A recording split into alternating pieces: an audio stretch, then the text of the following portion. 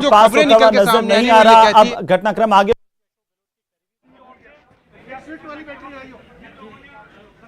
पहुंच गए हैं और इस्तीफा देने की बात कर रहे हैं। इस पर खास बातचीत करेंगे। हमारे साथ हैं आचार्य प्रमोद कृष्णन जी। सर, किस प्रकार से लेते हैं आप, किस प्रकार से इस पूरे घटनाक्रम को देखते हैं कि लगातार कवायद चल रही थी, मुख्यमंत्री अशोक गहलोत अब राष्ट्रीय अध्यक्ष बनने जा रहे हैं, लेकिन उनके समर्थित जो विधायक हैं वो अब इस बात पर अड़े हुए हैं कि सचिन पायलट के अलावा किसी भी विधायक को एक्सेप्ट कर लिया जाएगा और अगर ऐसा नहीं होता तो विधानसभा अध्यक्ष को इस्तीफा सौंपने की धमकी भी दे दी है। देखिए, ये अशोक गहलोत जी बहुत वरिष्ठ नेता हैं और वो खुद भी कई बार ये कह चुके हैं कि पार्टी नेतृत्व का जो फैसला होगा उसे मैं मानूंगा। इस तमाम संकट की घड़ी में उनको विधायकों को ये बताना चाहिए कि 2023 में भाजपा से लड़ना है, सचिन पायलट से लड़ाई नहीं है। सचिन पायलट जब अशोक गहलोत जी को चीफ मिनिस्टर बनाया गया था तो सचिन पायलट ने तो बगावत नहीं की थी, सहर्ष स्वीकार किया और डिप्टी चीफ मिनिस्टर बनना स्वीकार किया। तो अशोक जी को थोड़ा बड़ा दिल दिखाना चाहिए और पार्टी ने उन्हें बहुत कुछ दिया है और पार्टी नेतृत्व को इस समय संकट में डालने का काम नहीं करना चाहिए। पार्टी नेतृत्व, कांग्रेस हाईकमान उन्हें कांग्रेस की अध्यक्षता सौंपने जा रहा है। कांग्रेस की अध्यक्षता सौंपना एक बहुत गौरव की बात है, कांग्रेस का अध्यक्ष बनना बड़ा गर्व की बात है, लेकिन उससे पहले उन्हें मुख्यमंत्री की कुर्सी से इतना लगाव, इतना मोह होगा, ये तो कोई सपने में भी नहीं सोच सकता था। तो मुझे लगता है कि अशोक जी अगर विधायकों को समझाएंगे, अगर अशोक जी का इशारा होगा तो विधायक सब मान जाएंगे। कांग्रेस नेतृत्व चाहता है कि इस समय बीजेपी से लड़ें हम सब मिलके। राहुल गांधी जी वहां यात्रा कर रहे हैं, आप कांग्रेस नेतृत्व को संकट में डालने का काम कर रहे हैं। जब ऑब्जर्वर नियुक्त हो गया तो ऑब्जर्वर किसने नियुक्त किया? कांग्रेस नेतृत्व ने, हाईकमान ने नियुक्त किया। तो कांग्रेस हाईकमान के निर्देश पे सीएलपी की बैठक बुलाई।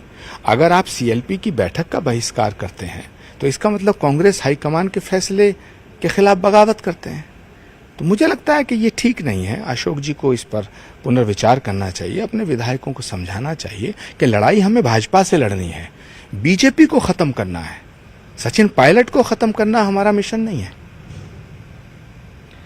सर, जब ये विधायक दल की बैठक होनी थी उससे पहले मुख्यमंत्री अशोक गहलोत का बयान भी आया कि जो एक लाइन का प्रस्ताव इस बैठक में रखा जाता है उसको सहर्ष तमाम विधायक स्वीकारें, लेकिन उससे पहले तमाम विधायकों का विधानसभा अध्यक्ष के घर जाना, इस्तीफा सौंपना, जबकि ऑब्जर्वर नियुक्त हो गए, विधायक दल की बैठक बुलाई जानी थी, विधायक दल की बैठक में शामिल नहीं हुए, उससे पहले इतना बड़ा घटनाक्रम घट जाना, क्या मुख्य कारण क्या मानते हैं? देखिए, अशोक जी सैकड़ों बार ये कह चुके हैं कि मैं तो कांग्रेस हाईकमान के साथ हूँ, राहुल जी जो कहेंगे मैं फैसला मानूंगा, सोनिया जी जो कहेंगी हम फैसला मानेंगे, प्रियंका गांधी जो कहेंगी हम फैसला मानेंगे। लेकिन ये कहने की बात तो ठीक है, लेकिन अब तो सामने दिख रहा है कौन फैसला मान रहा कौन नहीं मान रहा। सचिन पायलट को जब ये मैसेज हुआ कि तुमको मुख्यमंत्री नहीं बनना है 2018 में, जबकि वो कांग्रेस के प्रदेश अध्यक्ष थे, उनके चेहरे पे चुनाव लड़ा गया था, तो सचिन पायलट ने तो कांग्रेस हाईकमान का हमेशा सम्मान किया। तो मुझे लगता है कि अशोक गहलोत जी को भी इस समय कोई ऐसा कदम नहीं उठाना चाहिए जिससे कांग्रेस नेतृत्व कमजोर हो और बीजेपी मजबूत हो। अशोक जी को चाहिए कि कांग्रेस नेतृत्व का संकट ना बढ़ाएं। ये बहुत देश के सामने एक बहुत बड़ा संकट है, बहुत बड़ी चुनौती है।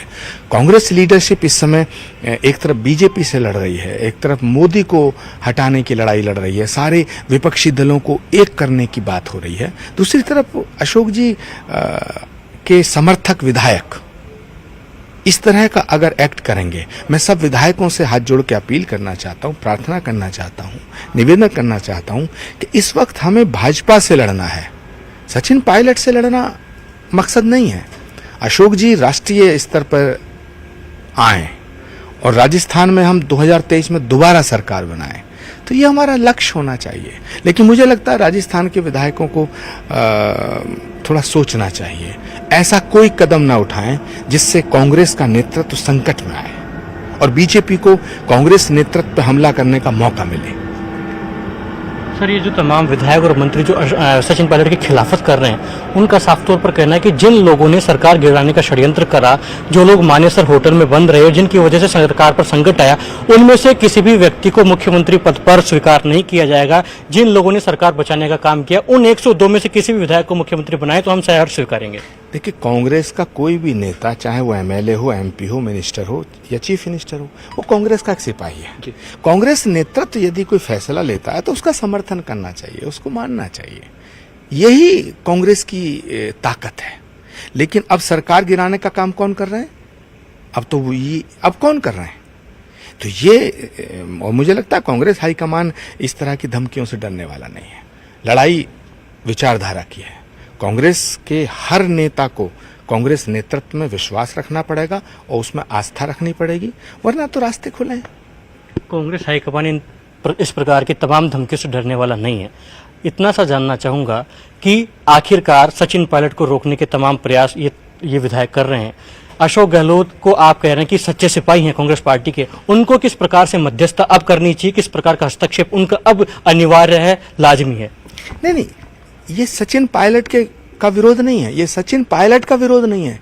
ये कांग्रेस हाईकमान के द्वारा जो ऑब्जर्वर भेजे गए, ये उनकी तौहीन है। ये कांग्रेस नेतृत्व को चुनौती देने की बात है।